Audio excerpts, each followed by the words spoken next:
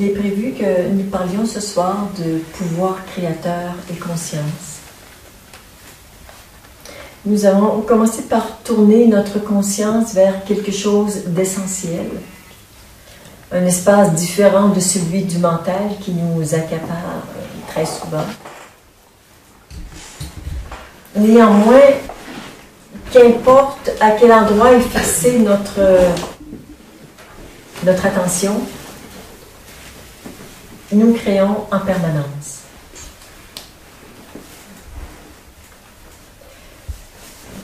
Si on pouvait ce soir juste augmenter un petit peu sa conscience de l'immensité du pouvoir créateur que nous avons.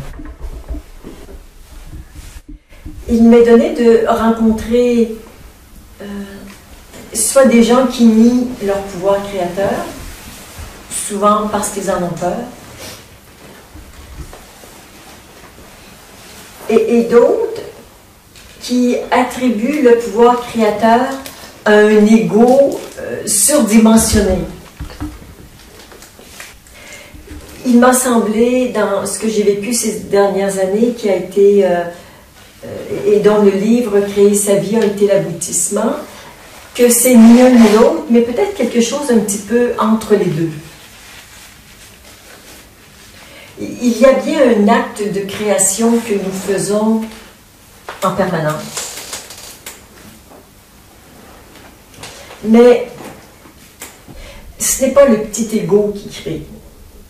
Lui, il ne fait que s'approprier de quelque chose qui est réalisé par un aspect de nous qui est beaucoup plus grand que nous. Ça me fait parfois un peu l'impression de... Je ne sais pas si vous réalisez quelque chose qui vous plaît, que ce soit un gâteau, une rénovation ou une peinture, et que quelqu'un prend votre œuvre et dit « c'est moi qui l'ai fait ». Ça ne marche pas. Ça ne marche pas. L'acte de création n'est pas attribué à la bonne personne. À l'intérieur de nous, c'est un peu ça qui arrive. Il y a quelque chose de grand et de puissant à qui appartient l'acte créateur, et le petit ego qui est un peu, moi je l'appelle l'être agissant, c'est lui qui fait, mais il reçoit les ordres et le pouvoir de quelque chose de plus grand que lui, et il se l'approprie. Ce qui fait qu'il y a une espèce de dissonance. Mais avez-vous vraiment l'impression d'être le créateur de votre vie? C'est pas une question piège. Tu dirais non? Je dirais non. Tu dirais non.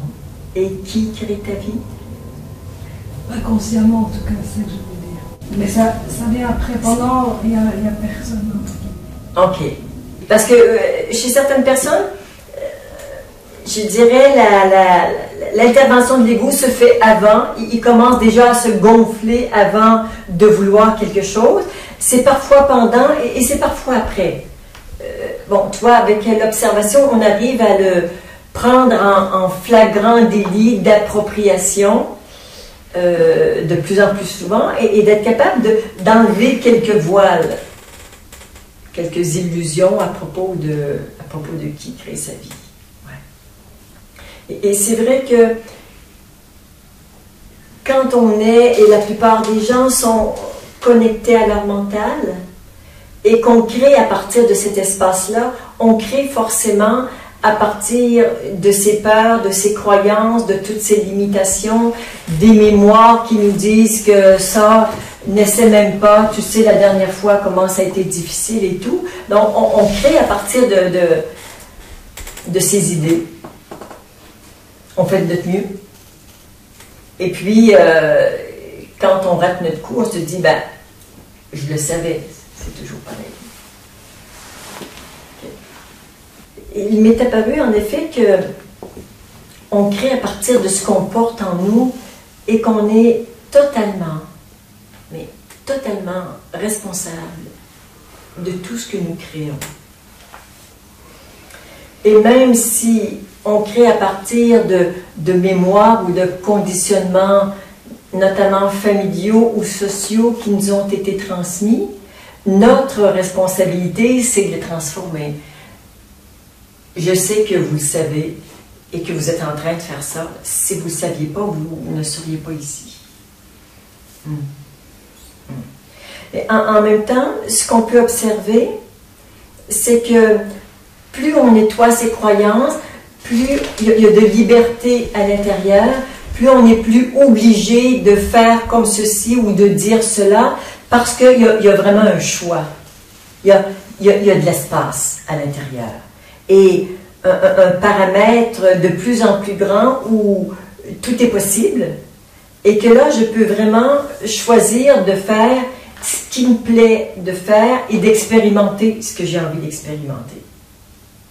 Et là, la vie devient plus douce, plus joyeuse, et en même temps, surtout, plus cohérente avec ce qu'on porte à l'intérieur. C'est un peu dans cette direction que j'aimerais vous emmener ce soir. Améliorer la conscience de et la cohérence à l'intérieur entre le créateur et la création. Et c'est, j'en sais quelque chose, comme vous, extrêmement difficile d'avoir créé quelque chose et de dire, mais c'est pas ça que je veux vivre. J'ai envie d'autre chose. Okay? Alors, comment on fait pour être aligné? J'ai regardé une petite vidéo il y a peut-être quelques années qui parlait de physique quantique et j'ai trouvé magnifique comment il nous présentait la chose quand on a une compréhension plus quantique de notre fonctionnement. Il disait, dans la physique de Newton, si tu tires un dard ou une fléchette sur une cible, bon, ou tu attrapes le centre, ou c'est loin du centre, ou bien c'est carrément à l'extérieur. Et bon, tu es à l'extérieur, ou tu attrapes 50 points au lieu de 1000, ben tu as 50 points, et voilà. Tu vas peut-être pas gagner la partie, mais au moins tu as joué. Et dire en physique quantique, ce qui est différent, c'est ta cible est là, tu as ta fléchette, tu la lances, et qu'importe ce qui est touché, tu vas prendre la cible et tu la mets en plein milieu où est la fléchette. C'est ça la physique quantique. Ça s'appelle, j'ai trouvé ça magnifique, ça m'a donné une autre compréhension de accueillir ce qui est. J'ai voulu quelque chose et je n'ai pas réussi à atteindre mon objectif. Et l'accueil, c'est que je prends le truc, je le mets en plein centre et je dis yes. Là, il y a maintenant cohérence entre ce qui est là et ce qui est ici. Il y a cohérence entre le créateur et la création. Ce qui fait que nous avons de grandes possibilités créatrices, mais d'ici à ce que nous puissions créer uniquement ce que nous voulons, on a le droit de se tromper, puis on prend la cible et on la remet. Je trouvais que c'était très, très sympathique. Plus jeune, j'aurais dit, oui, mais ça, c'est tricher. Mais non, c'est pas tricher, c'est la physique quantique qui nous dit ça. Quand j'ai écrit ce livre, j'ai vécu, bien sûr, des moments magnifiques, pour ne pas dire magiques, et je voulais écrire sur ce thème parce qu'il m'est cher et que j'avais l'impression que, je sais pas, comme si depuis l'âge de 8 ans que je voulais écrire ce livre-là, mais je ne le savais pas, et ça s'est révélé, il y a 2 ans, boum, ça m'est arrivé, et c'était le temps d'écrire et sur ce thème. Et j'ai été étonnée de voir que j'avais beaucoup plus à dire sur ce sujet que ce que je croyais. Et j'avais bien une petite idée de ce que j'allais écrire, mais c'est en écrivant que j'ai découvert ce que je voulais vraiment dire par rapport à ça. Et j'ai envie de partager avec vous ce qui a été sans doute le moment le plus savoureux, le plus magique, le plus divin de l'écriture de ce livre. Ça m'a ému. Je l'ai écrit et j'ai arrêté et je lis. Je dis, c'est bon ça. Et le lendemain, je relis ce que j'avais écrit la veille. Et quand j'ai lu ça, j'ai dit, je pense même que c'est la fois où j'ai vu la petite larme qui a coulé. J'ai dit, mais c'est trop beau, c'est trop beau, c'est trop vrai. Et ça nous remet à chaque fois dans une perspective d'une telle vérité. C'est cette idée que à chaque instant, on est en train de se créer soi-même. Il n'y a pas de création finie. En cet instant, ici, je suis en train de me créer. Moi, Claudette. Et vous aussi, par votre silence, par votre écoute, par votre ouverture, vous êtes en train de vous créer et de vous transformer. Et grâce à la soirée qu'on a passée ensemble, demain, on va être différent. On ne sera plus pareil qu'on était ce soir à 20h. Et demain, de toute la journée, on va se créer sans arrêt. Et on est toujours en train comme d'ajouter quelque chose à ce que nous sommes, qui est... Je te regarde, mais je me dis, mais elle est parfaite, cette personne. Il n'y a rien qui manque. On a besoin de rien ajouter, mais la vie étant ce qu'elle est, c'est qu'on... De façon inévitable, on se crée, on s'auto-crée. Je ne sais pas si ça existe, mais je viens de l'inventer. En permanence. Et qu'est-ce que j'ai envie de créer de moi aujourd'hui qui fait que demain, je vais trouver ça chouette d'avoir comme préparé le terrain. C'est important, ça aussi, d'avoir ça comme considération. Qu'est-ce que je pourrais faire ce soir qui fait que demain matin, je serais heureuse d'avoir préparé le terrain? Et cette compréhension de la création de soi-même. Je crée mon corps en fonction de ce que je lui donne à manger, de l'exercice que je lui fais faire. Je crée ma vie émotionnelle en fonction de ce que je fais avec mes émotions. Je crée mon mental en fonction de la décision d'acquérir une certaine maîtrise ou pas. Je crée ma vie spirituelle en fonction de décisions que je prends ou pas. Et une fois que j'ai pris ces décisions, ben j'expérimente ce que j'ai créé.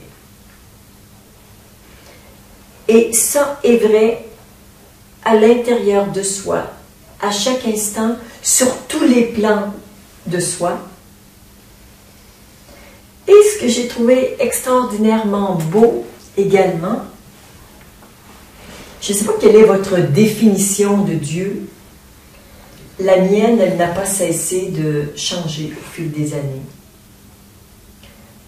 La dernière en date, et ça fait quand même, je ne sais pas, 3, 4, 5 ans que ça a pu bouger. Je ne sais pas si ça va encore bouger. À chaque fois, je dis toujours que c'est pas possible, ça ne peut pas aller plus loin. Mais c'est arrivé tellement de fois que je ne me crois plus trop. Donc je me dis, bon, on verra bien. Mais pour moi, aujourd'hui, Dieu, c'est la totalité. Donc, c'est tout le non manifesté. Avant, c'était plutôt ça, le non manifesté. Et toute la manifestation, toute la création. Aujourd'hui, totalité avec un grand T, ce serait ma définition de Dieu. Mais Dieu, il semble qu'il fonctionne comme nous.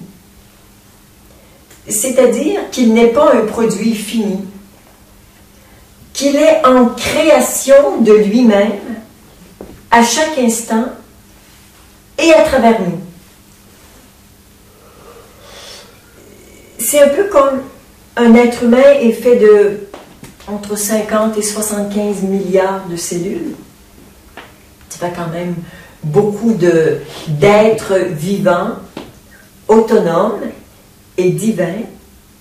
Et chaque cellule, que ce soit des poumons, du cœur, du sang, des cheveux, chaque cellule a sa propre vie, contribue à un ensemble particulier, les cheveux ou les yeux ou les poumons. Donc, il y a une cohérence dans chaque partie du corps ou chaque organe. Et tous les organes font partie d'un ensemble et de tous les systèmes, bon, à tous les niveaux. Et tout ça est d'une cohérence absolument magnifique. De temps en temps, il y a des petits trucs qui vont un peu moins bien. On est d'accord avec ça? Ben oui, bon, c'est comme ça. Mais, comme si chacun de nous sommes une cellule de Dieu, au même titre que chaque cellule de notre corps constitue ce que nous sommes en tant qu'être individuel. Donc, il n'y a pas un Dieu existant, il y a un Dieu que nous sommes en train de créer. Il est en train d'être exactement ce que nous créons, ce que nous faisons de notre vie aujourd'hui. J'ai trouvé ça chouette.